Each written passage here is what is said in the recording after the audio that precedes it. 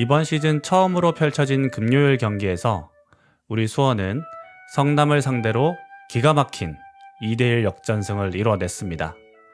도파민 중독자들. 이번 시즌 이러한 도파민 터지는 경기를 자주 보게 되는 것 같은데요.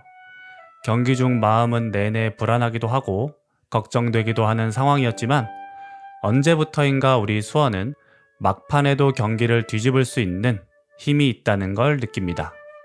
그렇습니다. 우리가 시즌 초반 아픈 시간을 이겨내는 동안 우리 수원은 더욱더 단단해지고 강해지고 있습니다. 이제 더욱더 힘을 내서 승리를 향해 나아가야 합니다. 우리 수원은 멈추지 않고 계속해서 달리고 있습니다. 멈출 생각이 없는 기차가 되어 승격이라는 종착지에 잘 도착할 수 있도록 듣고 계시는 여러분들도 힘을 더 내주셨으면 좋겠습니다. 더욱 힘을 모아주셨으면 좋겠습니다. 오늘도 기쁜 마음으로 여러분들과 함께 하고자 찾아왔습니다. 안녕하세요. 골다방 크루입니다. 여러분들은 지금 골다방 크루와 함께하고 계십니다. 현재 시간 밤 10시, 오늘도 늦은 밤 녹음을 하고 있는데요. 하지만 어김없이 나와주셨습니다. 인사 부탁드립니다. 네, 안녕하세요. 탄천의 프라이데이 나잇을 청백적으로 물들이고 돌아온 청주 사는 개랑 강윤입니다. 네, 오랜만에 직관 승리를 맛보신 청사기님 나와주셨고요. 오늘 오프닝을 제가 진행해서 아마 듣고 계시는 분들 깜짝 놀라셨을 텐데요. 이 지미스님이 개인적인 사정으로 이번 주 팟캐스트에 불참하게 되어서 부득이하게 제가 진행을 맡게 되었습니다. 평소에 진행을 하고 싶다는 생각을 자주 했었고 또 가끔은 변화를 위해 사회자를 바꿔보자는 제안도 했었는데요.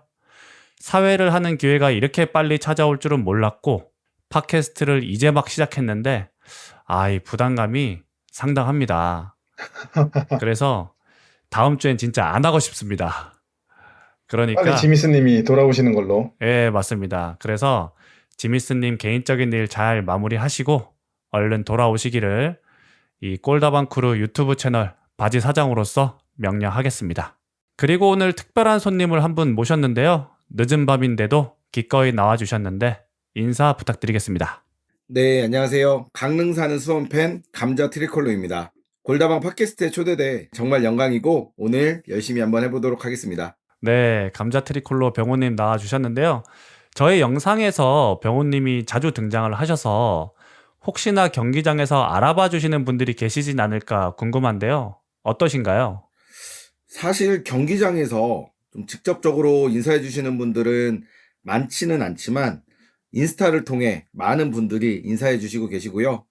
그리고 인스타로 알게 된 우리 수원 지지자분들께서 제가 원정 티켓을 예매 실패하면 감사하게도 티켓을 양도해 주시기도 하고 여러모로 골다방 크루 영상을 통해서 좋은 혜택을 받고 있습니다. 많은 분들이 알아봐 주시니까 다행인 것 같은데 저희가 좀 더 분발해서 우리 병훈님이나 다른 크루원분들이 여러 지지자분들에게 많은 응원 받을 수 있도록 더 힘을 내야 될 것 같습니다.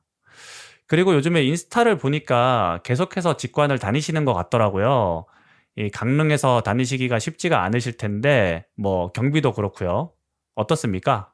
올 시즌은 코리아컵 포함해서 부산 원정 빼고는 다 다녀왔는데 아무래도 저는 와이프랑 함께하는 취미다 보니 올해 모든 일정이 최우선적으로 수원 삼성 경기에 맞춰져 있습니다. 올 시즌 전 경기 직관이 목표였는데 와이프가 해외 출장을 한번 가게 돼서 아쉽지만 부산전 한 라운드는 쉬었고 경비 같은 경우는 저희 부부는 수원 삼성 직관 다니는 거 말고는 딱히 지출이 없어서 아직까지는 괜찮습니다. 다만 숯봉에 한번 취하면 네, 유니폼에 그렇죠. 네, 숯봉에 한번 취하면 물이 되는 지출을 하는데 그건 좀 조심해야 될 것 같고 작년에 그러니까요. 승리에 취해서 구매한 유니폼이 20장 가까이 되는 그런 불상사가 조금 있었습니다.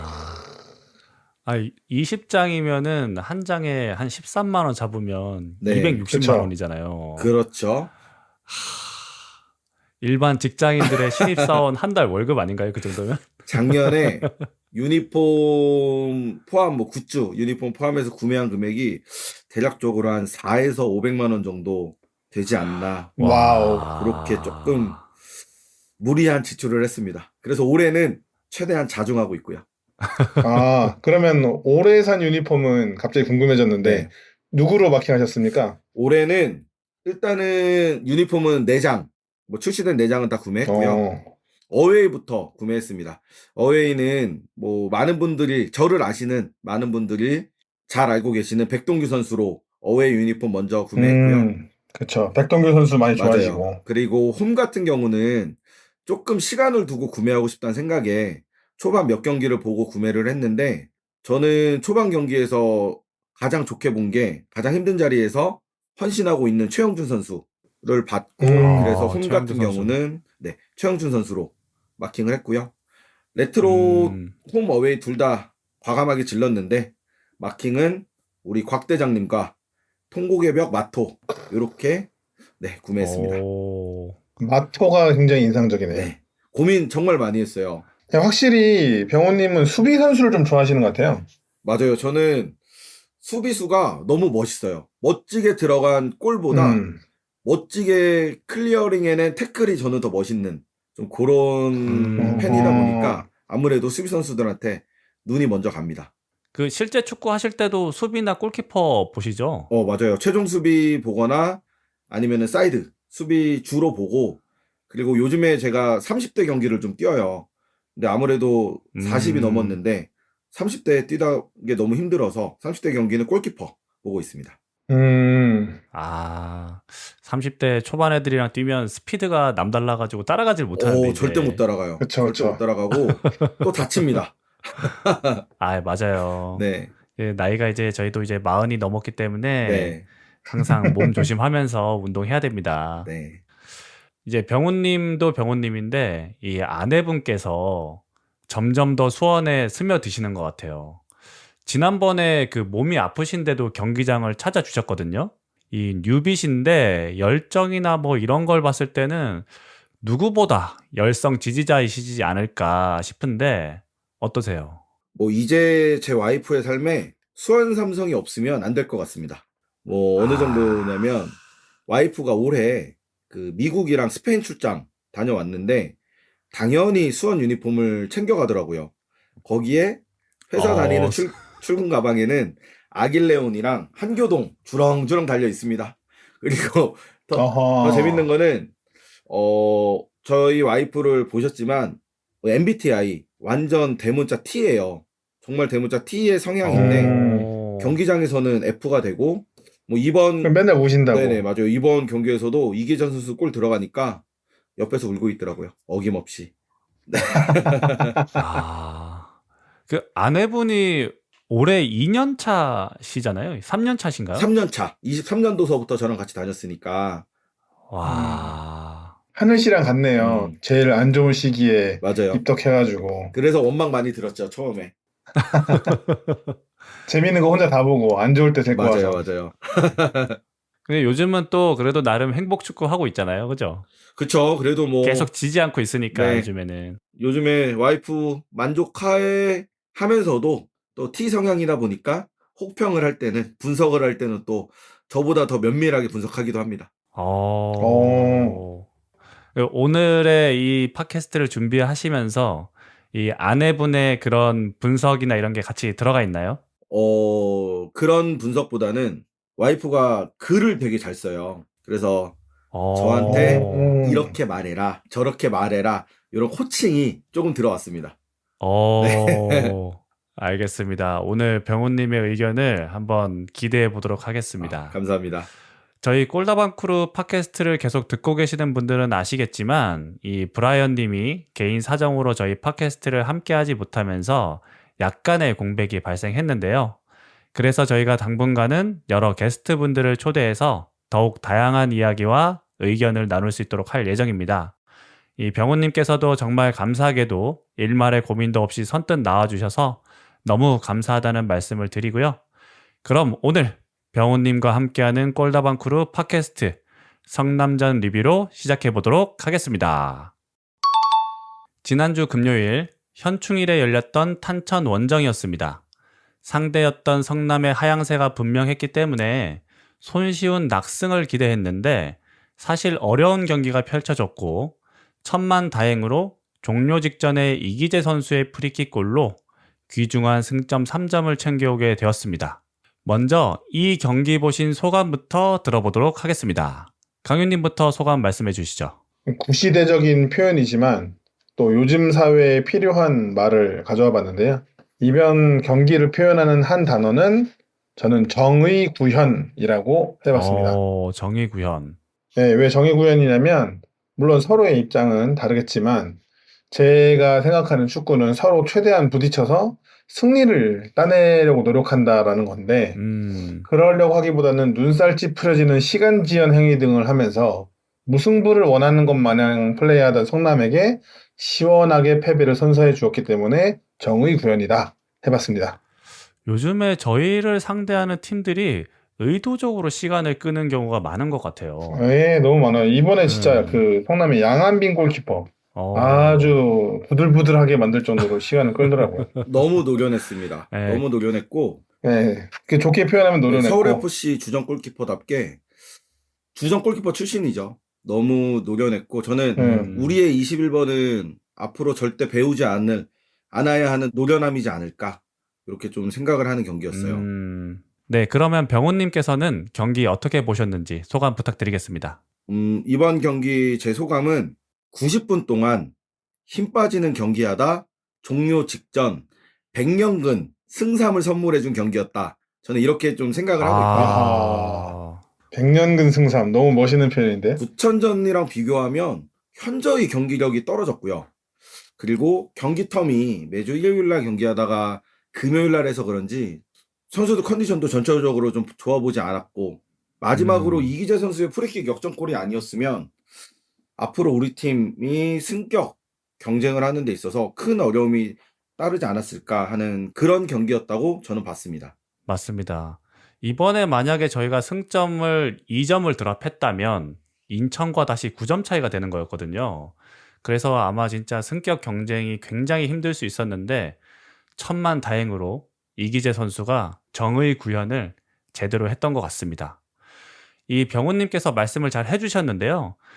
바로 직전 경기였던 부천전과 수원이 비슷하게 나오지 않았을까 싶었는데 선발로 일류첸코 김지현 조합을 바로 빼들었거든요.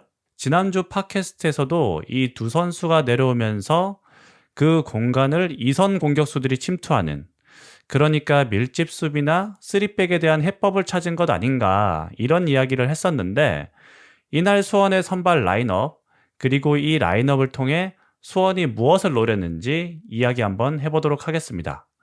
먼저 선발 라인업에 대해 말씀드리면 골키퍼 양형모, 포백은 왼쪽부터 이기재, 레오, 고난규, 이건희, 미드필더에는 이규성과 최영준, 전방 4명은 파울리뇨, 김지현, 세라핌, 일류첸코 선수가 나왔거든요. 중계상 포메이션이 우리가 자주 쓰는 4-2-3-1이 아닌 4-3-3으로 표기가 됐었고 실제로 지난 팟캐스트에서 강윤님이 3백을 무너뜨리기 위해서는 결국 3톱으로 경기를 운영해야 된다 라고 말씀을 해주셨거든요.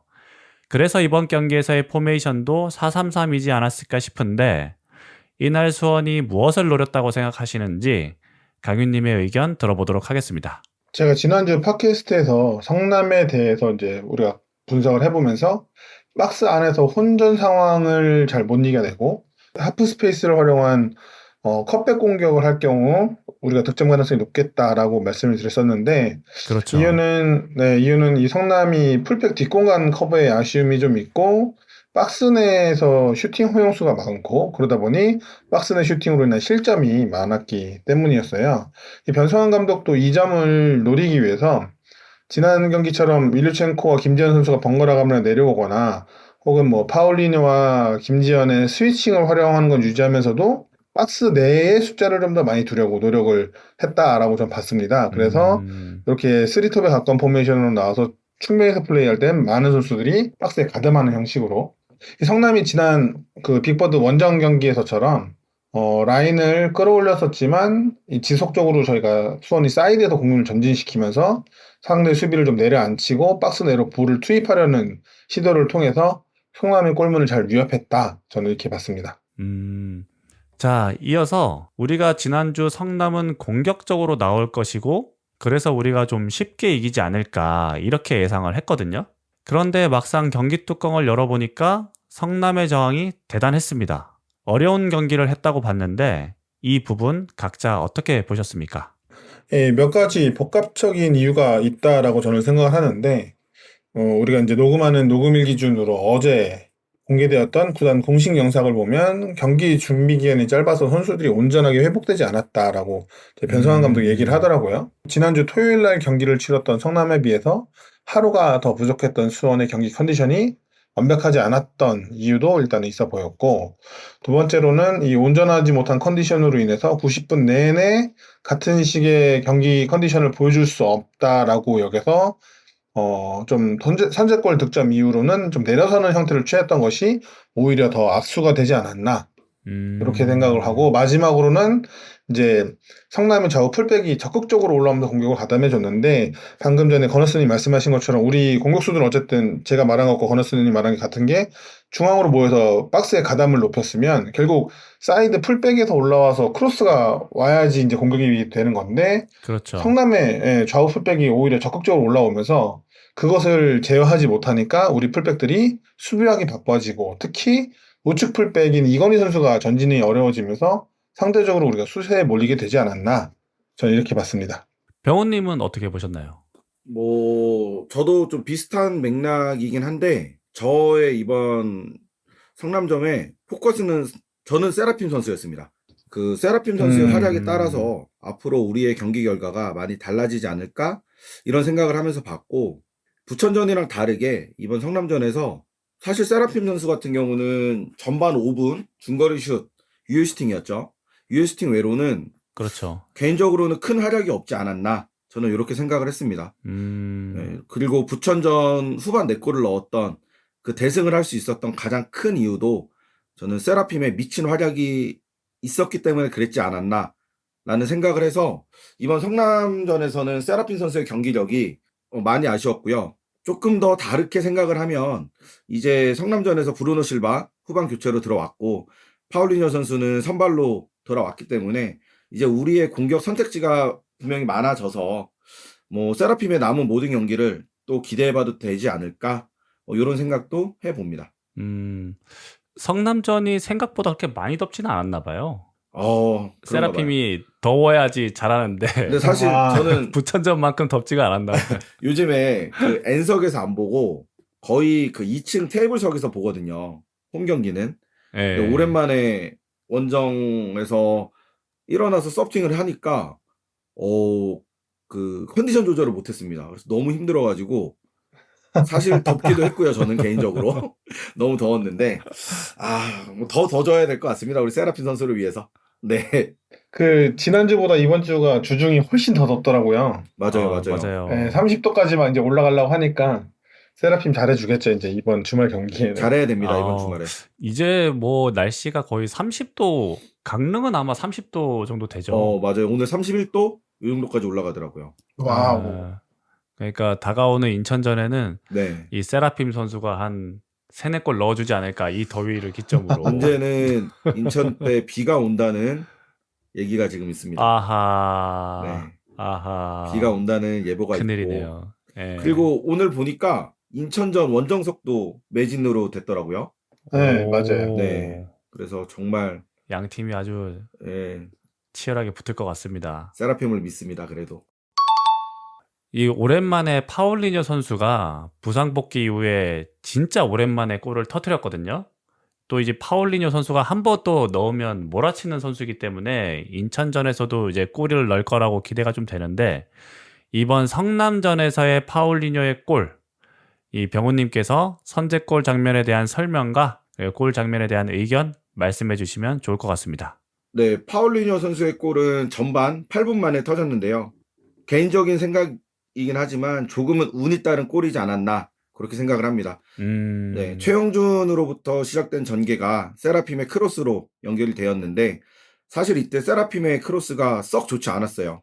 썩 좋지 않은 크로스였는데도 불구하고 감사하게도 우리 성남의 33번 박수빈 선수 앞으로 떨어진 이 볼을 클리어링을 제대로 하지 못했고, 요 수비수 맞고 흐르는 볼을 파울리뇨 선수가 지체 없이 슈팅을 한 게 수비수를 맞고 굴절되면서 양한빈 선수가 어떠한 움직임도 못했던 그런 아주 멋진 골이 되었는데, 사실 저는 이 골을 보는데 몇 번을 돌려봤는데, 이게 파울리뉴 선수가 노리고 발리 슛을 했는데 노리고 지면을 차서 볼을 띄운 건지, 아니면 운이 좋게 음, 수비수 발을 맞고 골절이 된 건지, 그 부분은 도저히 모르겠더라고요. 네, 아무튼 이번 골은 운이 상당히 많은 행운의 골이었다. 저는 이렇게 봤습니다. 음. 안 그래도 이제 처음에 저희가 양한빈 선수 얘기를 했었는데, 양한빈 선수가 이날 엄청난 선방을 보여주면서 성남에서 최고 평점을 받았었거든요. 음, 예, 근데 이 파울리뉴의 슈팅에는 꼼짝을 못 하더라고요.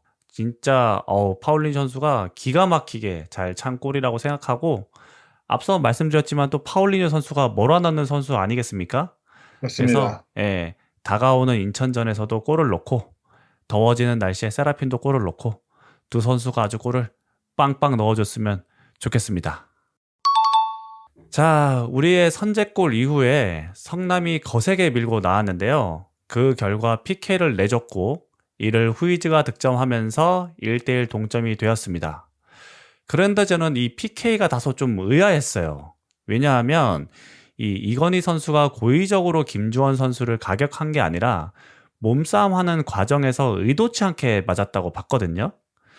그리고 제 기억이 맞는지는 모르겠지만 이 세트피스 상황에서 이런 비슷한 장면이 나왔을 때 그냥 몸싸움으로 넘어갔던 적도 있었던 걸로 저는 기억을 해서, 물론 이걸 이제 VAR까지 봤기 때문에 이 판정에 대해서 인정은 하지만 이 장면이 PK까지 갈 장면인가 이런 생각이 들었어요.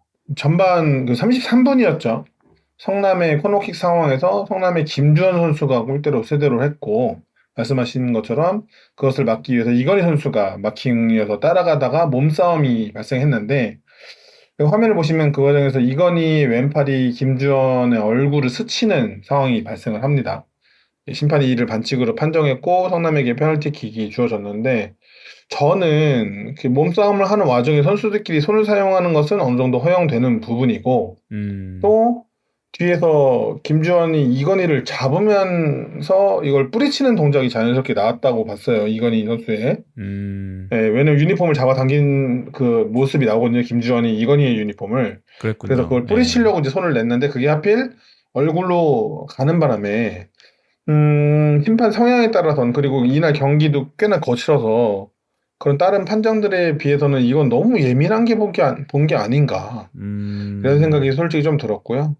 이건희 선수 개인에게나 이 수원 팀에게는 좀 억울한 판정이지 않았나 이렇게 생각도 좀 들었습니다. 그러니까요. 이게 그렇게까지 PK를 줄 만큼, 저는 사실 이거를 중계로 보면서 그래도 저거를 주진 않겠지 했는데 VAR을 음, 보길래, 아니, VAR 보고 나서 그래도 심판이 원심을 유지하겠지 했는데 저희 쪽으로 걸어오더라고요. 그래서 음, 이거 찍었다 이거 했는데 PK가 주어지더라고요. 근데 뭐 어쨌거나 이런 거는 좀 조심을 해야 되겠죠. 앞으로 또 어떤 또 예민한 심판에 의해서 비슷한 장면에서 PK를 또 저희가 내줄 수 있으니까, 뭐 이번 기회를 삼아서 이건희 선수가 좀 더 이거에 대한 부담을 갖지 말고 잘 성장했으면 좋겠습니다. 성남의 동점골 이후에도 이 성남의 일방적인 흐름에서 전반전이 끝났는데요. 우리 수원은 사실상 이겨야 하는 상황이었기 때문에 후반전이 되자 총력전을 펼쳤습니다. 경기를 뒤집기 위해 수원이 꺼내든 카드가 무엇이었는지, 그리고 어떤 효과가 있었는지 의견 들어보도록 하겠습니다.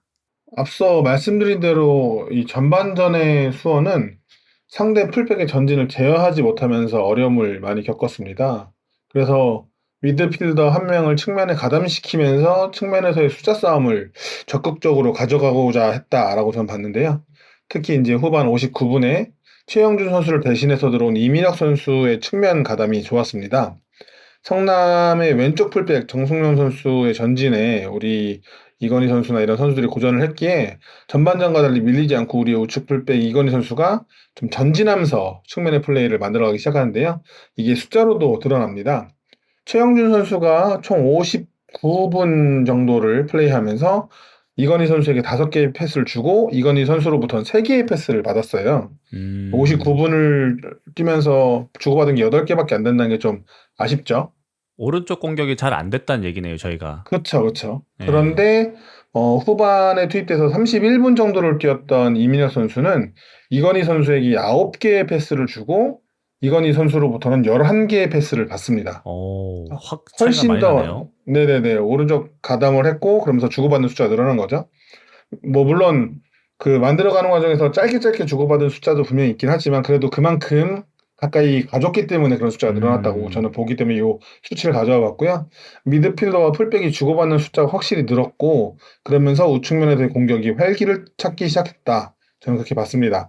이민혁이 상대적으로 적은 시간을 뛰면서도 9개의 공격 진영 패스와 또 9개의 전진 패스를 성공시키면서 성남의 그 수비를 공략하는 좋은 키맨이 되어주지 않았나 저는 그렇게 봤습니다.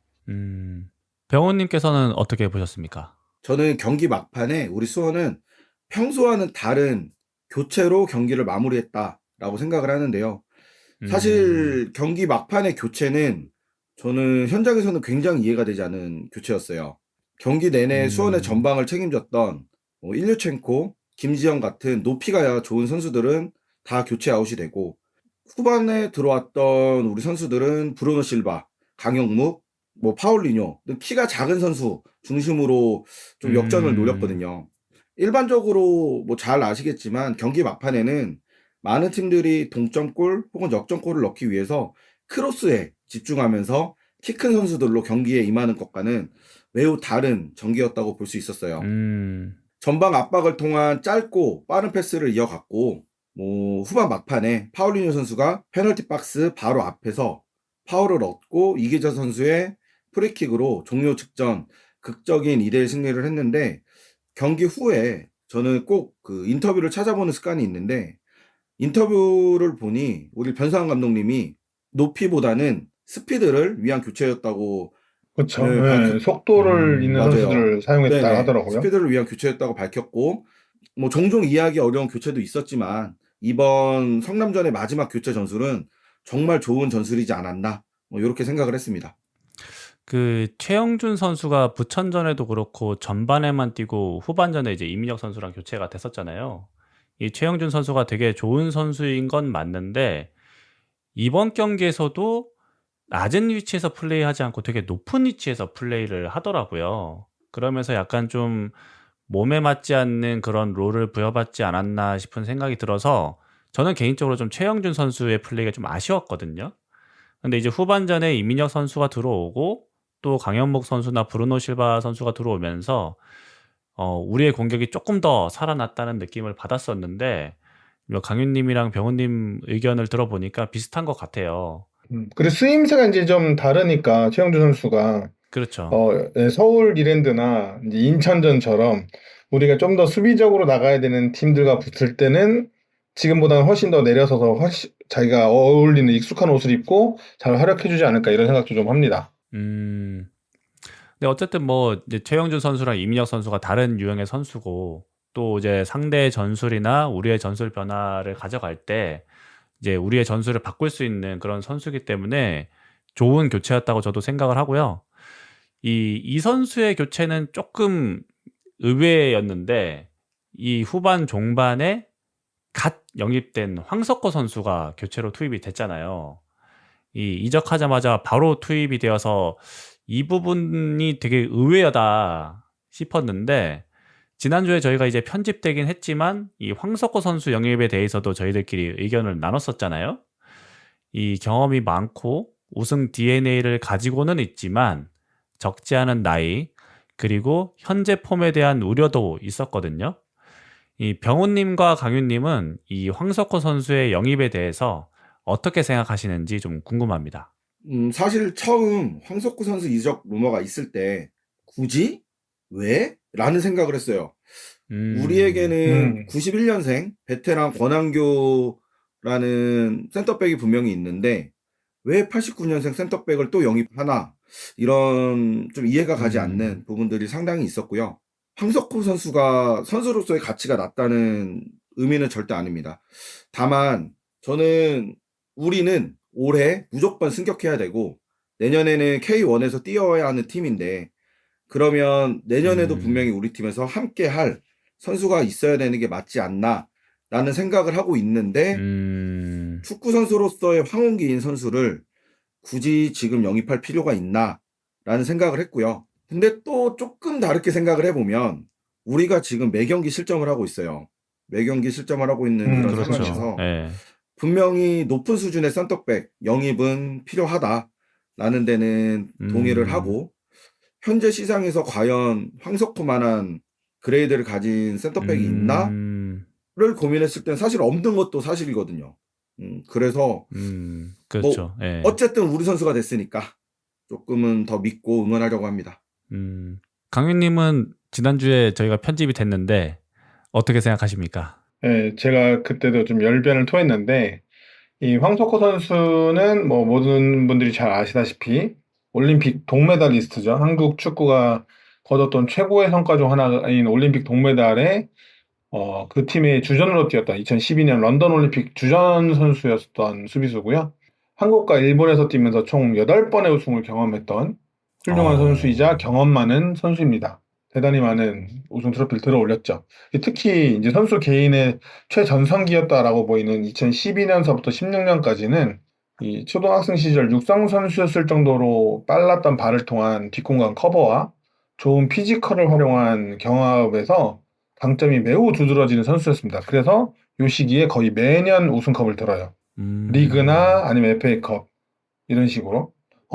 거기다가 이제 K리그에 비해서 상대적으로 피지컬적인 도전이 좀 적은 J리그 무대에서는 상당한 수준의 몸싸움 능력도 보여주기도 했습니다. 그런데 그것이 이미 10년 전 일입니다. 제가 2012년부터 16년까지라고 말씀드렸죠. 거의 10년이 지난 일이고, 이 황석호 선수가 저 개인적으로는 청주 출신이에요. 그래가지고 제가 상당히 좋게 생각하는 선수이기도 했는데, 그 병원님 말씀해 주신 대로 89년생의 나이로 우리나라 나이로 35살에 노장이 된 황석호는 앞서 말한 더 이상 그 스피드가 강점인 선수가 더 이상 아닌 선수입니다. 오히려 이제 지난 시즌 울산으로 이적한 이후에는 피지컬 좋은 상대 공격수를 상대로 매우 고전했고 또 상대의 속도에 대응하지 못하는 모습을 보여주면서 울산 팬들에게 많은 비판을 받았어요. 울산 감독이 바뀌었잖아요. 근데 바뀌기 전에 감독이 영입한 선수라 감독에 대한 원망과 함께 이 선수에 대한 비판도 상당히 컸던 걸로 기억이 듭니다. 네, 이제 이적하기 전에 바로 한 경기를 출전했을 때 폼이 나쁘지는 않아 보였지만 이 좋았던 시절에 비하면 많이 아쉬운 폼인 것이 사실인 현재예요. 그리고 하나 더 말하면 큰 부상 없이 주전으로 많은 경기를 소화했던 과거와 달리 30대 중반으로 접어들수록 부상이 잦고 부상으로 필드에서 벗어나 있는 기간이 늘어나고 있다라는 것도 좀 우려스러운 부분이다라고 저는 봅니다. 그러면 이렇게 아쉬운 부분이 있음에도 황석호 선수를 영입한 것은 뭐 이유가 있을 거 아니에요. 우리 코칭 스태프들이 바보도 아니고 그렇죠. 전력 강화팀이 바보가 아닌데 그것을 이제 제가 이해해보고자 하면 먼저 지금의 코칭 스텝에서는 센터백 뎁스에 대해서 불만이 있지 않을까라고 생각을 해요. 네, 이거 얼마 전에 조윤성 선수 상무 1차 시험 붙었다라는 얘기도 들리고 그리고 시즌 초반에 나왔을 때 조윤성 선수의 폼이 매우 아쉬웠잖아요. 그렇죠. 그리고 요거는 이제 뭐 확실히 알려진 상황이 아니지만 한호강 선수의 몸이 안 좋다라는 소식도 지난 시즌 말서부터 계속 돌고 있고요. 그리고 만약에 외국인 공격수 4명을 모두 출전시켜야 되는 상황이 온다면 지금 좋은 모습을 보여주고 있지만 레오 선수가 선택에서 후순위로 밀려야 될 수 있는 상황이기도 해서 국내 수비 선수로 옵션을 좀 채워야 될 필요를 느끼지 않았나라고 생각을 하고 그 중에서 아까 병호님이 잘 말씀해 주신 대로 이 시장에 나와 있는 매물 중에선 가장 좋은 매물이 황석호가 아니었나라고 추론을 합니다. 한 명 정도 더 있다고 생각하면 지금 대전에서 이번 시즌을 앞두고 제주로 이적을 한 김재우 선수라고 있어요. 예. 피지컬도 좋고 나이가 98년생이고 키가 187의 장신이에요. 이 선수가 대전에서 꽤 좋은 활약을 보였는데 올 시즌은 5경기 출전에 그치고 있어요. 그래가지고 이 선수가 만약에 이제 이 선수가 떠날 수 있는 생각이 들고 제주가 의사가 있다면 이 선수 영입을 타진하는 건 어떨까라는 생각을 저는 좀 했습니다. 만약에 매물이 없다면 근데 이제 황석호 선수가 왔다는 거는 그 매물 중에서는 그나마 황석호 선수가 제일 괜찮은 매물이었기 때문에 데려온 것이 아닌가 이렇게 생각을 하고 한 가지만 더 얘기하면 저희가 그 지난 팟캐스트였는지 지지난 팟캐스트였는지에서 권한규 선수의 그 수비 성향에 대해서 그렇죠. 말씀드렸었잖아요. 예. 예, 수비를 컨트롤하는 커맨더형 수비수가 아니라 좀 달려들어서 싸우는 파이터형 수비수에 가깝다. 음, 그래서 전체적으로 수비를 컨트롤하는 커맨더 롤에 익숙한 선수가 아니기 때문에 만약에 황석호 선수가 좀 좋은 폼을 회복한다면 그간의 경험을 토대로 수비진을 지휘해주는 역할을 담당할 수도 있어서 그러면 권한규 선수가 좀 더 편하게 자기 원래 하던 롤을 맡을 수 있기 때문에 그런 부분까지 고려해서 데려온 것이 아닌가 이렇게 추론을 좀 해봅니다. 이제 강민님께서 잘 말씀해 주셨는데, 레오 선수가 나오면 이제 전방 공격수 중 한 명이 빠져야 되는 상황이잖아요. 그러니까 이제 어쩔 수 없이 수비에서는 국내 선수로의 뎁스를 채우고, 그리고 전방에 판타스틱4를 가동하는 것이 현재 상황에서는 더 맞지 않나. 그리고 우리 지금 상황에서 그러면 국내 선수를 누굴 영입할 것인가에서도 그러면 나온 매물 중에서는 황석호 선수만한 선수가 없다. 이렇게 되는 것 같은데, 그 변성환 감독님 인터뷰를 보니까 이 황석호 선수에게 침착한 수비를 강조하신 것 같더라고요. 그만큼 우리 수비가 안정되지 못한 느낌을 줬기 때문이 아닌가 싶고, 뭐 당연히 많은 나이가 우려되는 것도 사실입니다. 하지만 신체적인 능력 저하를 빠른 판단이라던가 경험적인 측면을 살려서 좋은 모습을 보여주는 경우도 종종 있었거든요. 이 황석호 선수를 지미스 님이 몇 년 전만 해도 우리 팀에 오면 좋겠다 싶었던 선수라고 하더라고요. 예, 선수 생활 이제 황혼기에 접어들었다고 생각하기 때문에 이 남은 선수 생활은 우리 수원과의 좋은 추억으로 가득 차서 잘 마무리가 되었으면 좋겠습니다. 응원하겠습니다, 황석호 선수. 파이팅입니다. 파이팅 네, 하십시오. 화이팅입니다. 네, 경기가 또 1대1 무승부로 끝나는 건가? 또 이렇게 인천과 격차가 벌어지는 건가? 이런 생각이 들기 시작했는데요. 후반 93분, 아주 좋은 위치에서 얻어낸 프리킥 기회를 우리 이기재 선수가 성공시키면서 2대1 짜릿한 역전승을 거뒀습니다. 이기재 선수가 벌써 3골을 기록했는데 요즘 골 감각이 정말 좋은 것 같더라고요. 예, 그 공개된 구단 영상을 보니까 동갑내기 친구인 권한규 선수가 이기재 선수의 골 장면 직후에 저 애가 요즘 연습을 많이 했다라고 말하는 장면이 나오더라고요. 오, 연습을 많이 네, 했다. 자막으로는 저 사랑스러운 친구가라고 나오긴 하던데 제가 봤을 때는 두 글자를 말한 것 같은데 말하진 않겠습니다. 아, 네, 어쨌든 위험합니다. 네. 이번 시즌 초에 그 구단 영상을 통해서 이기재 선수가 부상이 없이 이렇게 컨디션이 좋은 게 오랜만이다 이렇게 스스로 밝히기도 했잖아요. 여러 번 말씀하셨죠. 네, 그 좋은 컨디션이 지금 계속 이어지고 있다라고 느껴지고요. 골 장면을 짧게만 설명드리면 후반 93분 홍남의 박스 바로 앞에서 파울리노가 반칙을 당하면서 프리킥을 얻어냈고요. 이 프리킥이라는 것이 저희가 이제 실제 축구를 많이 즐기잖아요. 그렇죠. 해보면 알다시피 너무 가까워도 좀 골 넣기 어렵습니다. 근데 이제 박스 바로 바깥인 생각보다 좀 거리가 성공시키기 좀 어려운 그런 거리였는데도 성남의 수비벽이 머리를 살짝 지나치는 아주 정확한 킥으로 이날 경기에서 매우 좋은 선방을 보여줬던 양한빈 골키퍼가 또 꼼짝하지도 못하고 허용하도록 하는 멋진 골을 성공시켰는데요. 기록을 찾아보니까 이기재 선수가 지난 11라운드 천안전서부터 이번 15라운드 성남전까지 5경기 연속 공격 포인트를 기록하고 있고 그 5경기에서 3골 2어시를 기록 중이에요. 오, 네, 몰랐네요. 매 경기 네. 하나씩 하고 있는 거죠. 그래서 이날 경기에서도 이규성 선수 다음으로 많은 14개의 공격 진영 패스를 성공시키면서 공격 진영으로 올라와서 또 가담해주는 수원의 많은 왼쪽 측면에 많은 역할을 기여해줬기 때문에 앞으로도 이런 활약이 좀 계속 이어지고 이번 시즌 최고의 활약으로 좀 남았으면 좋지 않을까 이런 생각을 하게 됩니다. 제가 이거를 그 프리킥 골을 중계로 보면서 그 이기재 선수의 차는 폼을 유심히 봤거든요. 이 가까운 거리에서 프리킥을 찰 때는 이 살짝 벽을 넘기는 그런 프리킥을 차잖아요. 그렇죠. 근데 이제 축구 해보신 분들은 아시겠지만 이 공을 인사이드로 정말 세게 감으려고 이렇게 고관자를 옆으로 탁 트는 그 자세를 음. 취하면서 프리킥을 차는데 저는 이제 차고 난 순간에 너무 정면에 치우쳐서 이거 막히는 거 아니야라고 생각했는데 그대로 들어가더라고요. 그래서 진짜 이기재 선수의 이 프리킥 능력이 이 어려운 순간에 항상 이 수원을 구해내는 것 같아서 이런 프리킥 감각이나 이런 경기 감각을 올 시즌 내내 잘 유지해줬으면 좋겠다 이런 생각이 들더라고요. 아마 저랑 병호님이 그 골을 바라볼 때 위치가 좀 비슷하지 않았나. 골대 좌측 뒤쪽에서 봤던 걸로 저도 기억하고 있는데, 제가 본 기억으로 보면 공이 수비병 머리 지나서야 딱 나타났어요. 그러니까 완벽하게 그 수비 머리 위만 지나가는 킥이어서 아마 양한빈이 궤적을 읽기 좀 어려운 각도지 않았나. 그래서 조금 중앙으로 쏠렸어도 반응도 못하고 먹힌 게 아닌가.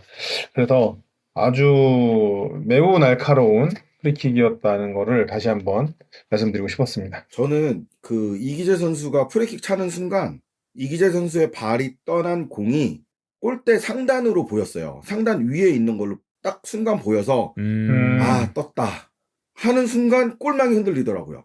사실은 똑 떨어진 거구나. 코스는 우리 건너스님 말씀처럼 좋은 코스는 아니었는데 양한빈이 정말 움직이지도 못할 정도의 킥은 분명히 우리 강윤님이 보신 거랑 좀 비슷한데 저는 골대 상단으로 올라가서 양한빈도 순간적으로 떴다라고 생각하지 않았을까. 저는 좀 그렇게 봤어요. 정말로 딱 상단에 보이길래 떴다 끝났다 하는 순간 골망이 흔들려가지고 정말 백년근 승삼을 먹었습니다.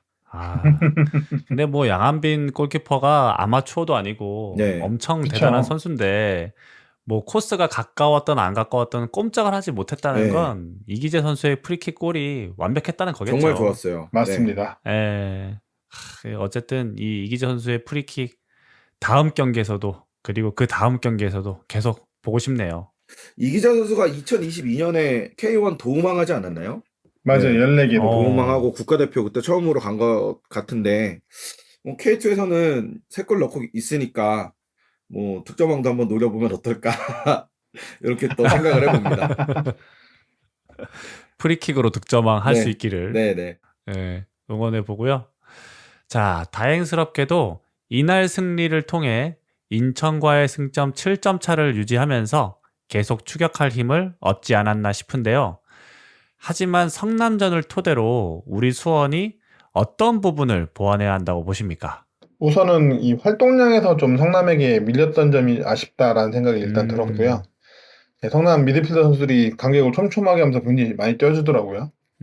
그리고 앞서 말한 짧은 경기 주기로 인한 회복이 어려움이 있었다지만 득점 이후에 너무 주도권을 내주고 변변한 역습 시도도 하지 못하는 것이 성남이 너무 쉽게 경기를 풀어갈 수 있게 해주지 않았나 이런 생각을 해서 그 부분에 대한 피드백, 우리가 실리적인 경기를 하기 위해서 선제 득점하고 좀 내려앉는다고 하더라도 아주 주저앉는 것이 아니라 어느 정도의 라인을 유지하면서 상대방이 역습을 계속 신경 쓸 수 있게끔 하는 위치까지만에 허용하도록 이런 선을 잘 잡는 게 또 중요해 보인다라는 생각이 들었습니다. 그리고 사이드에서 만들어가는 것에 대한 아쉬움이 이번 경기에 좀 컸어요. 근데 인천도 성남처럼 풀백이 전진하면서 공격하는 팀입니다. 그래서 이번 경기처럼 사이드에서 밀리면 매우 고전할 수 있기 때문에 사이드에서의 공격, 수비 모두 보완을 좀 하는 것이 다음 경기 위해서 매우 필요해 보인다. 이렇게 봤습니다. 네. 이어서 병훈님 의견도 들어보도록 하겠습니다. 저는 뭐 성남전뿐만 아니고 우리가 올 시즌에 경기한 전체를 놓고 좀 얘기를 하자면 꾸준한 경기력이 분명히 필요하다고 생각을 해요. 지난 맞습니다. 부천전이랑 성남전의 경기력은 같은 팀이 맞나 싶을 정도로 사실은 너무 달랐거든요. 너무 좋지 않은 경기력이었는데 그렇기 때문에 우리는 좀 꾸준한 경기력이 분명히 필요하다라고 생각을 하고요. 사실 인천을 제외하고는 선수단 체급도 우리가 압도적 우위에 있고 구단이 사양하는 예산도 그렇죠. 타 팀이랑 비교할 수 없을 정도로 압도적으로 많은 상황이에요.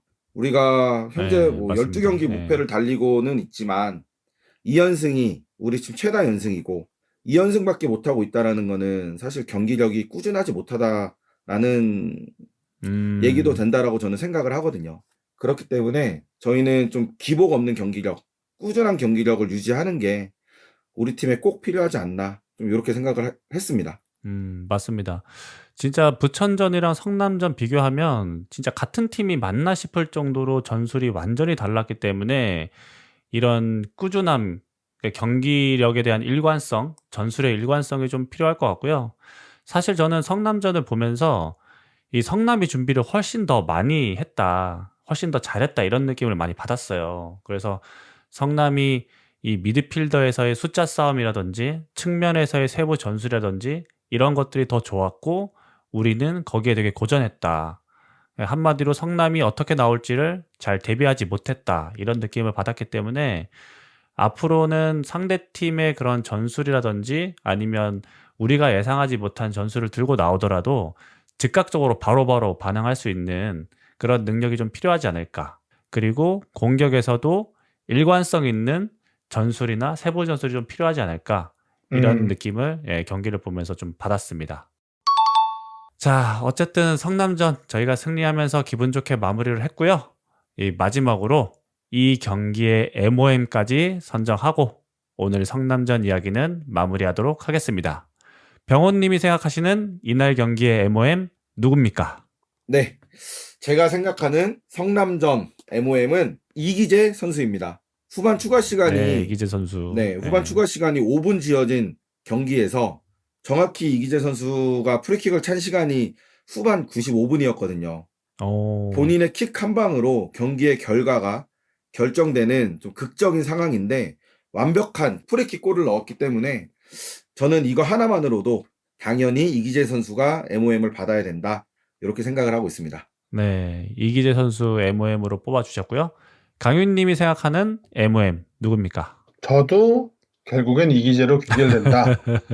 네. 어쩔 수 없었던 것 같아요. 그렇죠. 네. 극적인 결승골의 영웅이잖아요. 그렇죠. 그리고 우리가 골문 앞에서 위험한 상황이 전반 초반에 몇 번 있었는데 그때 좋은 클리어를 두어 차례 보여주면서 원래 본분인 수비에서도 활약을 좀 해줬다라고 저는 느꼈고요.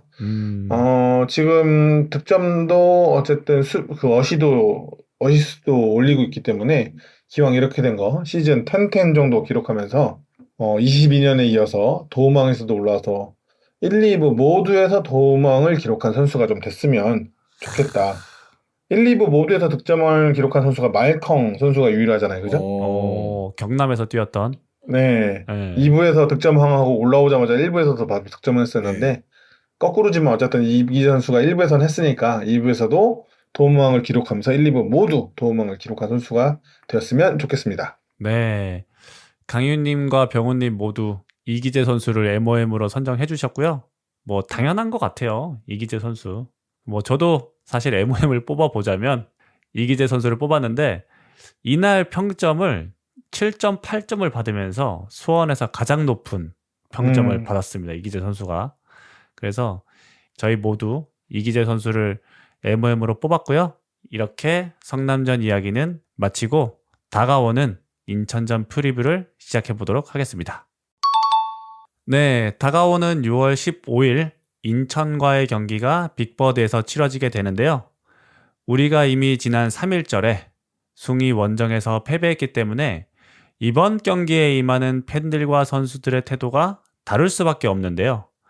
맞붙는 인천은 여전히 1위입니다. 14라운드 천안과 3대3으로 비기면서 좋은 흐름이 끊어지나 했는데 지난주 부천을 1대0으로 잡으면서 다시 흐름을 되찾았거든요. 아마도 저를 포함한 많은 팬분들께서 부천과 인천의 경기에서 부천을 응원하시지 않으셨을까 싶은데요. 이 경기 1대0으로 인천이 이겼습니다. 정말 아쉽더라고요. 네, 그 후반 51분에 터진 제루소 선수의 골로 인천이 1대0 신승을 거뒀는데요. 저희가 지난 4라운드서부터 지금 12경기째 무패잖아요.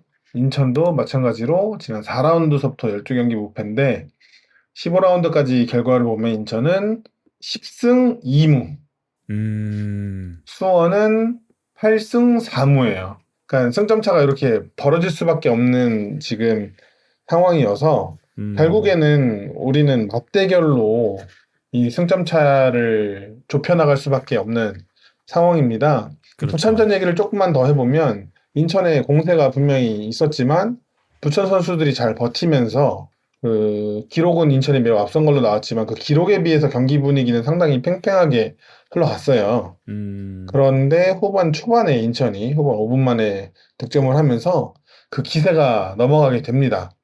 이 부천이 외국인 윙어 갈레고 선수를 좀 아끼고 후반에 투입하면서 분위기 반전을 꾀했는데 인천의 사이드 수비를 넘어서기에는 좀 아쉬웠다라는 생각도 들고요. 저희가 부천전 준비하면서 항상 얘기했던 대로 패스 플레이를 통해 만들어가기보다는 선수가 직접 전방으로 볼을 운반하는 부천의 공격 방식이 사이드에서 잘 틀어막는 인천에게는 전혀 통하지가 않았습니다.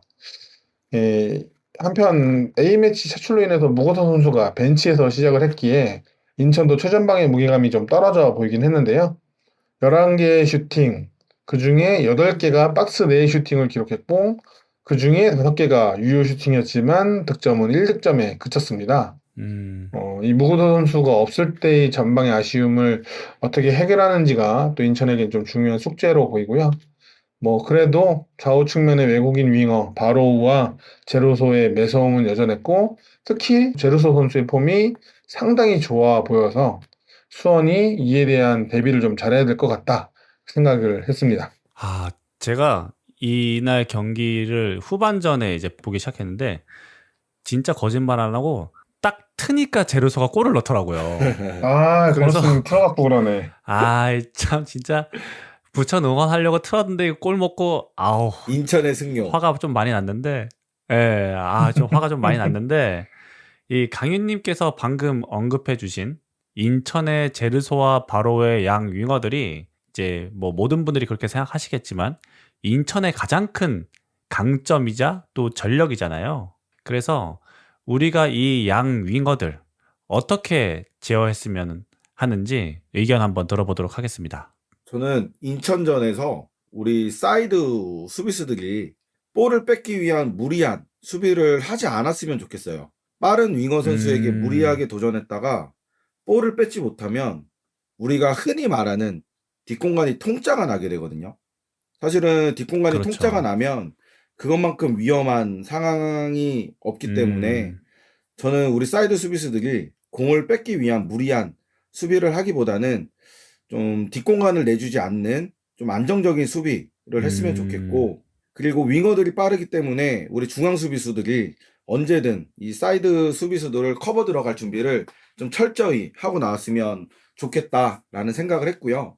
그리고 앞서 말씀드린 것처럼 이번에 저희는 당연하고 인천 같은 경우도 그 원정석이 다 매진이 됐을 정도니까 평소 우리 빅버드의 그 응원 소리가 평소보다 훨씬 더 클 걸로 예상이 되기 때문에 우리 수비수들이 서로의 의사소통이 완벽하게 될 수 있도록 좀 우리만의 시그널도 분명히 준비하고 나와서 잘 대응해 줬으면 좋겠습니다. 매우 새로우면서도 확실한 솔루션이고 좋은 접근인 것 같아요. 그 경기장 시끄러우면 소통이 잘 안 되고 그러다 보면 이제 수비 간격이나 이런 걸 조율하는데 어려움이 생기잖아요. 맞아요. 네. 확실히 그걸 잘 준비해 오는 게 되게 중요해 보이고, 저도 기록 찾아보면서 제로소를 좀 찾아보게 됐는데 좀 독특했던 게 그렇게 많은 패스를 기록하는 선수가 아니더라고요. 이날도 104분을 뛰었는데 단 10개의 패스에 그쳤어요. 근데 그 10개의 패스를 시도해서 패스 모두 성공을 했고, 경기당 평균적으로도 한 18개 정도 패스를 기록하고 있더라고요. 근데 그에 반면에 슈팅으로 연결되는 키패스는 19개로 경기당 1개 이상의 키패스를 기록하고 있고, 이 수치가 리그 전체에서 7위예요. 이것도 상당히 대단하다고 느껴지고, 적은 패스를 키패스로 보내고 있다. 그리고 지난 시즌 말에는 페이스가 좀 저하되면서 제가 내려와봤자 별로 안 무서울 거다 이렇게 호언장담을 했는데, 올 시즌에는 갑자기 이제 폼을 찾으면서 인천 팬들이 그렇게 사랑하던 제로소의 모습을 되찾아서 조금 화가 나고 억울하기도 하고 속상하기도 하고 부럽기도 하고 그렇습니다.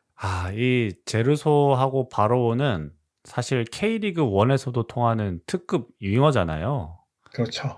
그래서 진짜 우리 수비수들이 막는 게 쉽지가 않을 것 같은데, 저는 이제 이 선수들을 어떻게 막으면 좋을까 좀 생각을 해보다가 이 두 선수가 또 공교롭게 둘 다 왼발잡이이기 때문에 이 바로우 선수는 이제 정발이죠. 정발 윙어 왼쪽에서 나오니까.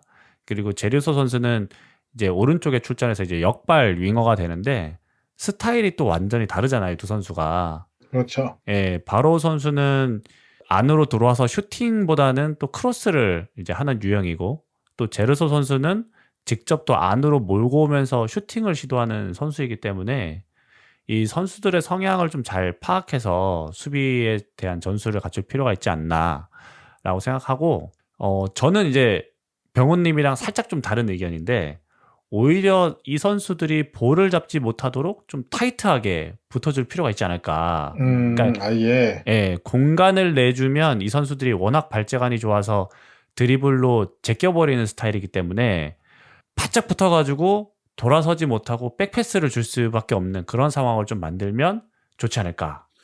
저도 이 부분은 동의합니다. 타이트한 부분은 저도 동의를 하고요. 예. 네. 제가 말했던 무리한 수비는 제르소나 바로우한테 볼이 도착하기 전에 이 볼을 그 스틸하기 위한 그런 무리한 수비를 얘기했던 거였어요. 스틸하기 위한. 네. 그렇게 또 나가다가 뒷공간 맞을 수 네, 있으니까. 맞아요. 네. 아니면 이제 못 제끼면 그거를 수비를 못하면 파울이 나오고 파울이 쌓이다 보면 또 이제 카드가 될 수도 트러블이 있겠죠. 생길 수밖에 네. 없어서. 음. 예. 네. 그래서 어쨌든 이 선수들이 위협적인 선수는 맞는데 또 그렇다고 이기재 선수나 또 이건희 선수 혹은 정동윤 선수가 또 그렇게 막 호락호락한 선수는 아니기 때문에 그렇죠, 그렇죠. 예, 남은 시간 잘 준비한다면 또 충분히 막을 수 있을 거라 생각해서요. 잘 준비해서 인천전 나왔으면 좋겠습니다. 자, 그러면 이어서 지난 3.1절 경기 때 패배도 그렇고 인천과의 경기가 어렵게 흘러가지 않을까 싶은데 우리가 어떻게 준비해야 된다고 보시는지 패널 분들 의견 들어보도록 하겠습니다. 인천은 여전히 측면이 좋습니다. 근데 좌우 측면을 쓰는 방식이 좀 다른데요. 우측면에서는 시즌 초반 좋았던 최승구 선수를 완벽하게 밀어내고 이번 시즌 청주에서 영입한 김명순 선수가 주전 풀백으로 출전 중이에요. 제가 작년 시즌 정리하면서 말했던 것 중에 우측 풀백 탐나는 자원 누구 있냐? 그때 김명순을 꼽았던 걸 기억하시는 분도 계실 텐데 아주 좋은 모습을 보여주고 있어서 요게 좀 이제 걱정되고 또 이 선수가 매우 높은 위치까지 올라와서 공격에 가담하면서 그 덕에 제르 선수가 박스 안으로 권학생님 말씀하셨죠? 가담해서 슈팅을 적극적으로 노리는 선수다. 근데 그걸 가능하게 하는 데는 김명순의 공격 가담이 있어서 제로스가 박스 안으로 가담할 수 있게 해주는 역할이 된다. 이렇게 저는 이렇게 보고 있고 그리고 또 이 김명순 개인이 좋은 돌파력도 갖고 있어서 양질의 컷백이나 크로스를 중앙의 선수들에게 제공하기 때문에 요거를 우리가 어떻게 제어할 것인지 생각해 봐야 된다라고 보고요. 우측면에 비해서 좌측면은 이주영 선수가 주로 주전으로 왼쪽 풀백으로 출전을 하는데 공격적으로 올라가기보다는 3백을 형성할 때도 많고 아니면 하프라인 부근에 머물면서 패스로 풀어나가는 모습을 좀 보여줍니다. 이 패스로 앞선에 있는 바로 선수에게 연결하고 바로 선수가 개인 능력으로 크로스를 만들어가는 형태를 왼쪽에서는 주로 보여주는데요. 그리고 또 인천의 좀 특이한 점이라고 하는 것은 패스 숫자가 좀 많은 팀이에요. 경기당 459.6회의 패스를 연결하고 있고 이게 리그에서 가장 많은 1위 수치입니다. 네. 패스 횟수가 많은 이유에 대해서 좀 생각해보면 후방에서 볼을 돌리면서 공격을 조립해 나가는 경우가 많기 때문인데요.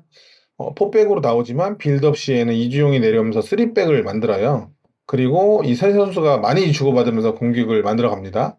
후방에 3명, 그리고 전방에 4명, 미드필더 4명 두면서 3-4-4 형태의 빌드업을 주로 사용하는데 이때 중앙 미드필더를 거쳐서 측면으로 패스를 내보내는 패턴이 많이 나옵니다. 그래서 우리가 만약에 공략을 한다면 이 지점에 대한 압박을 좀 공략해보는 건 어떨까 이런 생각을 좀 해보고요.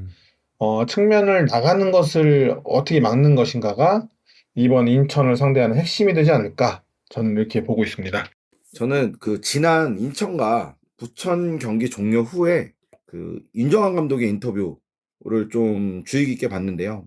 인터뷰 내용이 인천의 축구가 많이 읽혔다. 상대가 준비를 잘했다는 형태의 그런 식의 인터뷰를 했어요.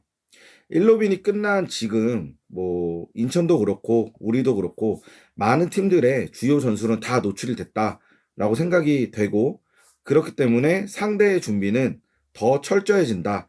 분명한 사실이라고 생각을 해요. 음, 그래서 이번 그렇죠. 경기의 주요 포인트는 변화된 전술을 어떤 감독이 더 잘 준비해 오느냐에 달려 있다라고 생각을 하고요. 어, 그래서 그동안 보여줬던 뭐 다른 팀들이 다 알고 있는 그런 전술이 아니라 우리 6월 15일 정말 정말 중요한 경기라고 생각을 해요. 이 15일 경기만을 위한 전술을 어느 팀이 더 잘 준비하고 더 몸에 잘 익혀오느냐에 따라서 이번 경기의 승패는 분명히 갈릴 것으로 저는 그렇게 봤습니다. 진짜 좋은 말씀을 해주신 게, 우리 수원도 가면 갈수록 상대팀을 이기기가 쉽지가 않잖아요. 우리를 대비한 맞춤 전술을 각 팀들이 들고 나오고 있는데, 뭐 어느 팀이나 다 마찬가지인 것 같아요. 인천도 처음에는 막 그렇게 대승하고 했지만, 이게 시즌 내내 그렇게 대승을 하지는 않을 거란 말이에요. 말씀하신 대로 이제 맞춤 전략을 들고 나올 거기 때문에. 그래서 이번 경기는 제가 병훈님 말씀하신 대로 양 감독이 어떤 깜짝 전략을 들고 나오느냐에서 좀 갈릴 것 같고, 또 인천이 보면은 측면에서 되게 세부적인 그런 막 세세한 패스나 공간을 활용한 패스를 많이 하는 것 같더라고요. 그래서 맞아요. 이번 경기도 어쩌면 측면에서 또 승부가 날 수도 있겠다. 우리 이런 생각이 팀도 들어서. 측면이 분명히 장점인 팀이니까. 그렇죠. 네. 그래서 인천의 측면을 우리 측면 선수들이 아주 찌발라 주길 바라겠습니다. 네, 이어서 15라운드에서 이 전남과 서울 이랜드가 비기면서 수원이 단독 2위로 올라선 상황입니다. 하지만 3위 전남과의 승점 차가 단 2점이기 때문에 이번 경기 결과에 따라서 순위가 뒤바뀔 가능성도 있는데요. 그렇기 때문에 우리 입장에서는 반드시 인천을 잡고 승점 차를 좁혀야 합니다. 정황상 이번 경기가 이번 시즌의 전체적인 방향을 가릴 수 있는 분수령이 될 것도 같은데요. 어떻게 생각들 하십니까? 저는 오직 다이렉트 승격만 생각하고 있어요. 플레이오프를 거치지 않고 우승, 다이렉트 승격만 생각을 하고 있고, 뭐 인천을 제외한 다른 팀 팬들에게는 조금은 죄송하지만 뭐 서울 이랜드나 전남 등의 팀은 사실 제게는 없습니다. 당연히 우리가 이겨야 되는 팀이고 당연히 우리 밑에 있어야 되는 팀이다. 뭐 조금은 건방진 뭐 얘기일 수는 있겠지만 그렇게 생각을 하고 있고요. 다만 이번 경기 6월 15일 인천과의 경기의 결과가 좋지 않으면 우리 팀에 미치는 악영향은 정말 클 것으로 좀 예상이 되고, 만약 맞습니다. 정말 만약 좋지 않은 결과를 얻는다면 우리랑 인천과의 승점은 10점으로 벌어집니다.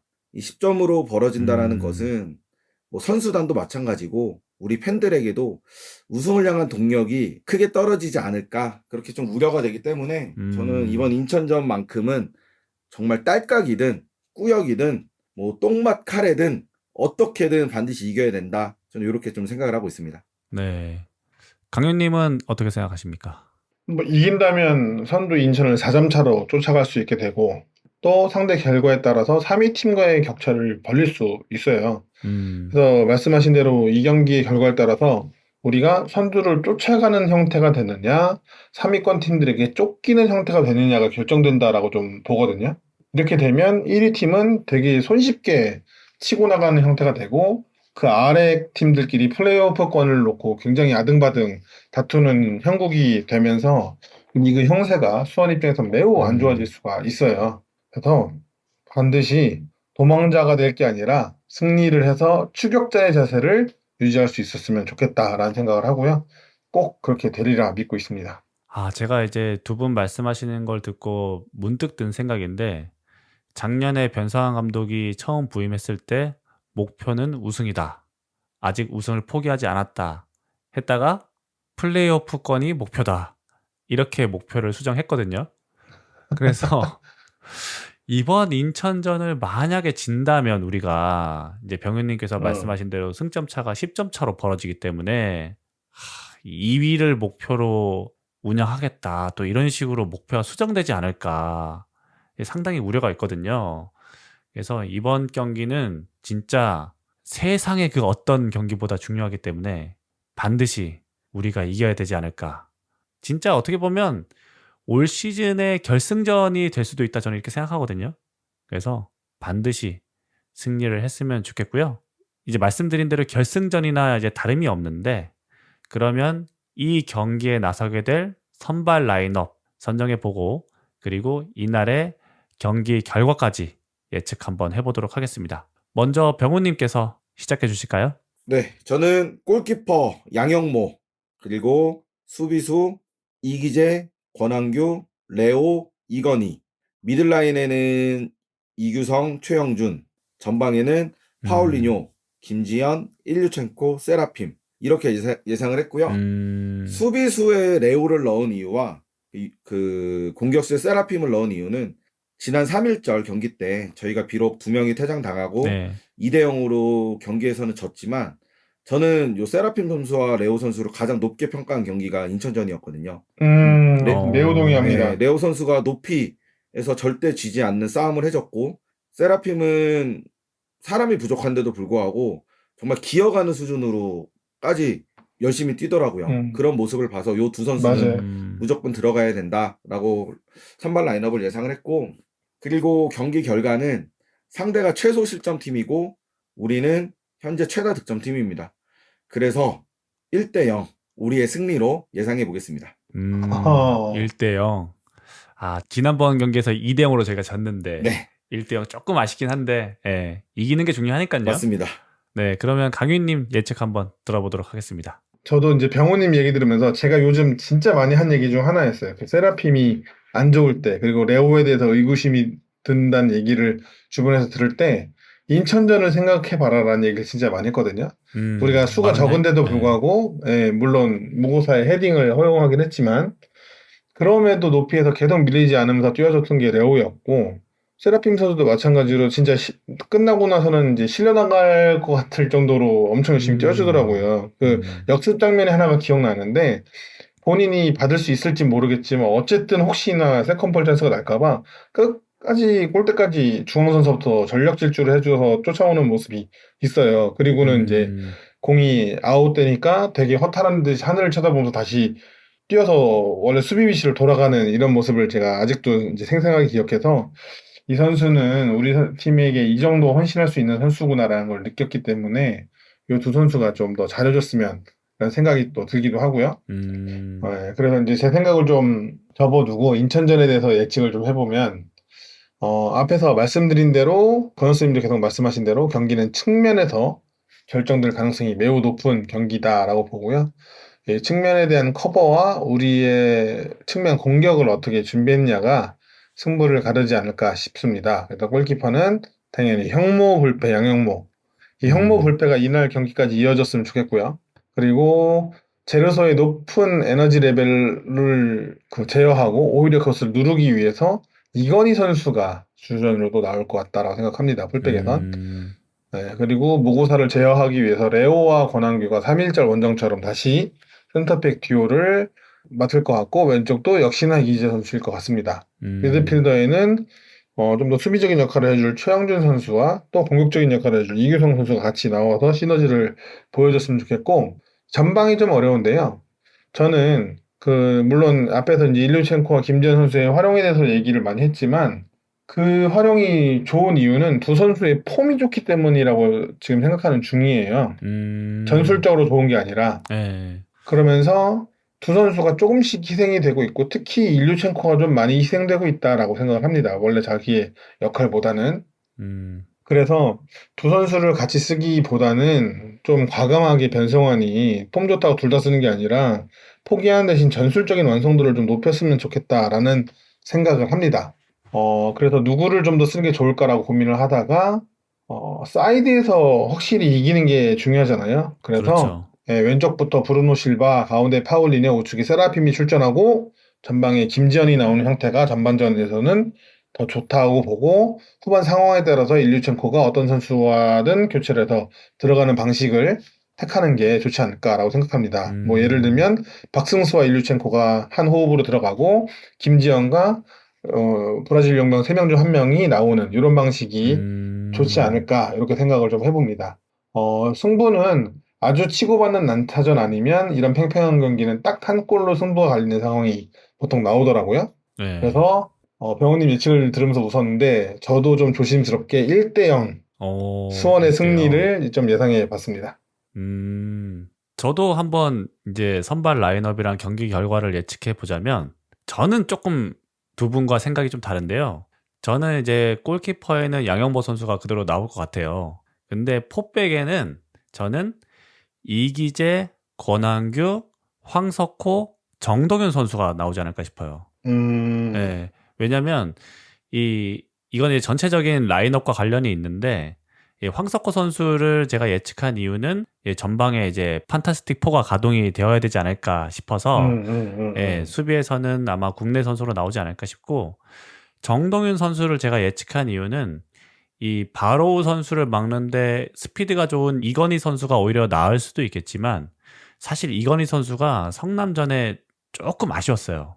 그 이준상 선수한테 좀 많이 고전했기 때문에 뭐 물론 부천전에서 정동윤 선수가 수비적으로 되게 아쉬운 모습을 보여주긴 했지만 그래도 이 선수의 장점을 생각하면 오히려 더 낫지 않을까라는 생각이 들어서 저는 이제 그래서 정동윤 선수가 나오지 않을까 싶고 미들에서는 이규성 선수와 최영준 그리고 전방은 이제 앞서 말씀드렸듯 판타스틱 4가 오랜만에 가동되지 않을까 이렇게 생각을 하고요. 경기 결과는 지난번에 저희가 2대0으로 졌잖아요. 그래서 이번에는 3대0으로 시원하게 봐준다. 복수해주지 않을까. 사실 뭐 바람입니다. 3대0 되면 시원하게 포즈난 한번 받고 와 집에 갈 때 기분이 너무 좋죠. 좋겠는데요. 너무 좋겠는데요, 좋죠. 진짜로. 강릉 가는 그 먼 길, 청주 가는 그 먼 길이 너무나 행복하실 것 같아요. 만약에 3대0으로 이기면 그 이후 몇 경기 경기력이 좀 안 좋더라도 변성환에 대한 비판을 제가 다 흡수하고 제가 다 옹호할 자신이 있을 정도로 굉장히 큰 수치라고 생각을 하고 꼭 그렇게 돼서 제가 변성환 감독을 옹호하는 시간이 됐으면 좋겠습니다. 변상환과 나는 한 몸으로 여기고 변상환에 대한 공격은 나에 대한 공격으로 나의 여기는. 공격으로. 제가 요즘에 일요일 경기가 많잖아요. 네, 일요일 경기가 많은데 그 N석을 가지 않고 테이블석을 가는 이유가 제가 항상 매주 월요일 날 6시에 출근을 해야 돼요. 그렇죠. 그런 말씀 하셨죠. 네, 경기 끝나고 집에 오면 보통 12시에 들어오고 씻고 누우면 1시가 넘는데 사실은 좀 흥분된 상태다 보니까 잠을 못 자요. 맞아요. 네. 이번에 3대0 이기면 제가 다음 주 스케줄이 16일 날 서울에서 회의가 있고요. 그러면 집에서 5시에 나가야 됩니다. 서울까지 가셔야 되니까. 네. 그리고 17일 오전에 원주에서 회의가 있고 17일 오후에 또 서울에서 회의가 있어요. 그러니까 굉장한 강행군을 해야 되는 일정인데 3대0으로 이기면 그 월요일 화요일 잠 한숨을 안 자도 버틸 수 있지 않을까 그렇게 생각을 합니다. 3대0이 아니라 1대0으로 이기기만 해도 그렇죠. 그날 밤은 잘 못 잘 것 같긴 해요. 설레서.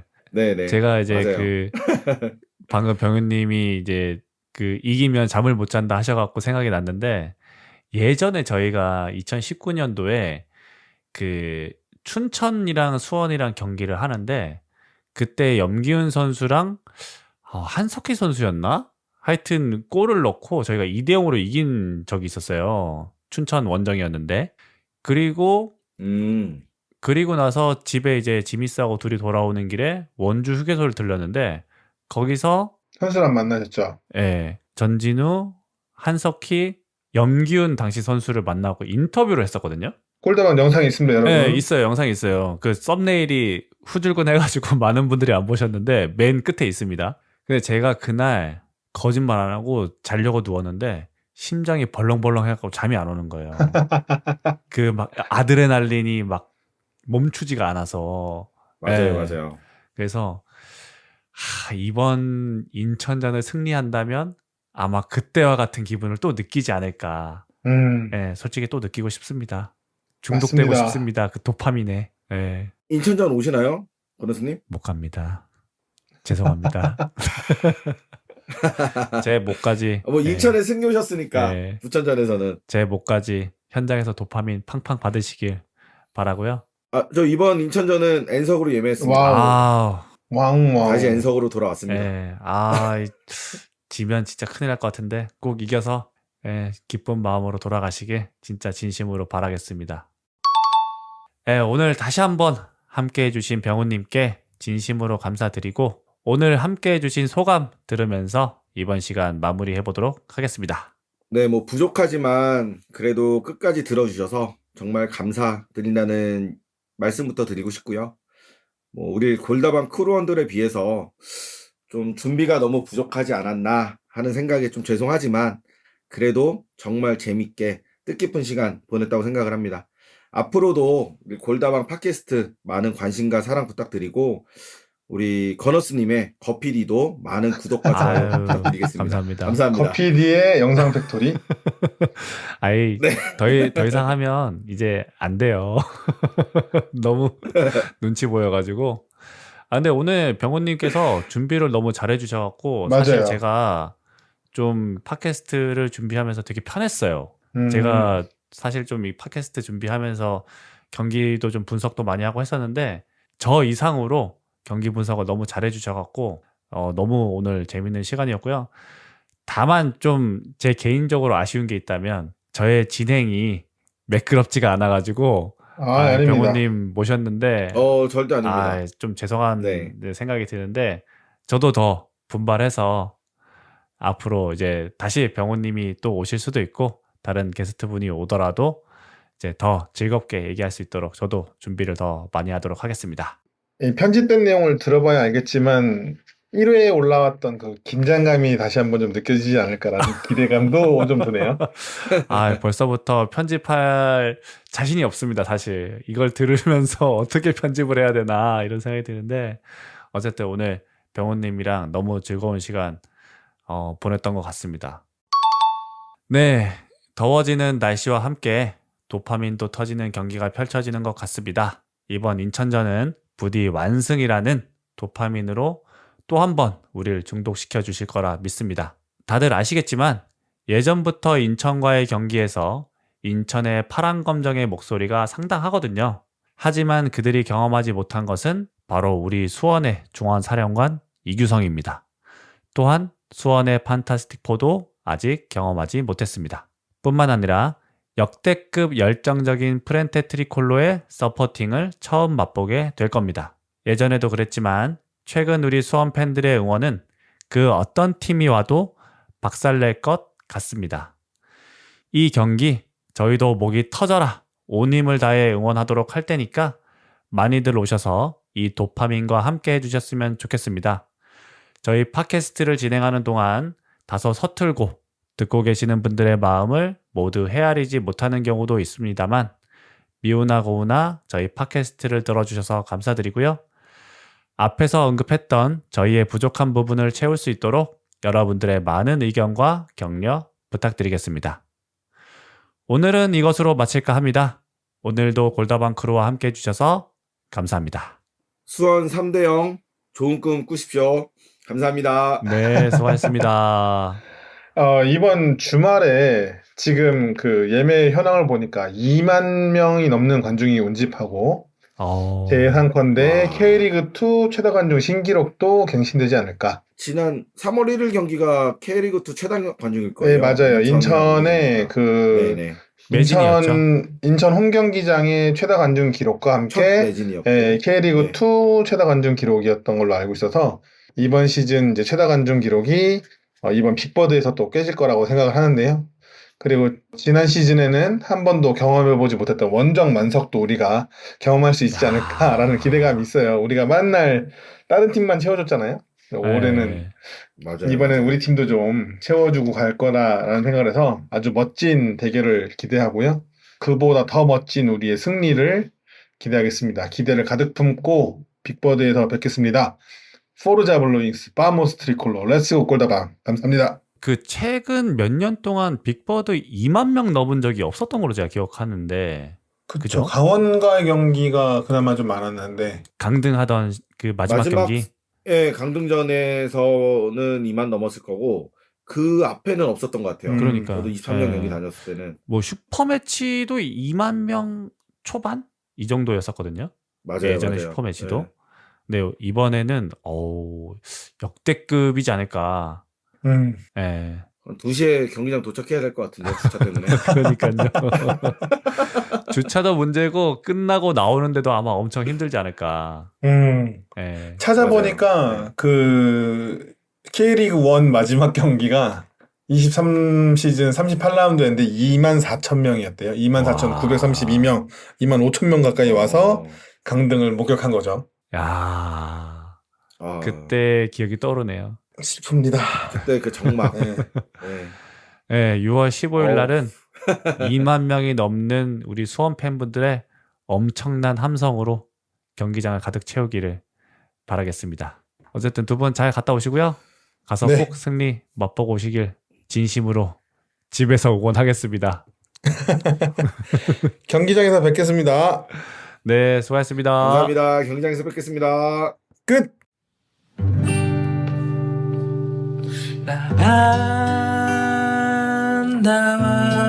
나와 바다를 넘어 여행을 떠나자 나의 마음의 완이를 또 한 번 더 하얗게 눈이 내리던 그날처럼 나의 마음의 소원을 또 한 번 더 저 하늘의 끝으로 날 데려가 나와 저 바다를 넘어 여행을 떠나자 나의 마음의 완이를 또 한 번 더 하얗게 눈이 내리던 그날처럼 나의 마음의 소원을 또 한 번 더 저 하늘의 끝으로 날 데려가 라반다와 저 바다를 넘어 여행을 떠나자 나의 마음의 완이를 또 한 번 더 하얗게 눈이 내리던 그날처럼 나의 마음의 소원을 또 한 번 더 저 하늘의 끝으로 날 데려가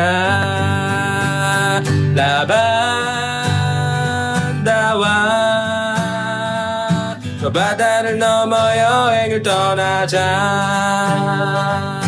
나의 마음의 완이를 또 한 번 더 하얗게 눈이 내리던 그날처럼 나의 마음의 소원을 또 한 번 더 하늘의 끝으로 날 데려가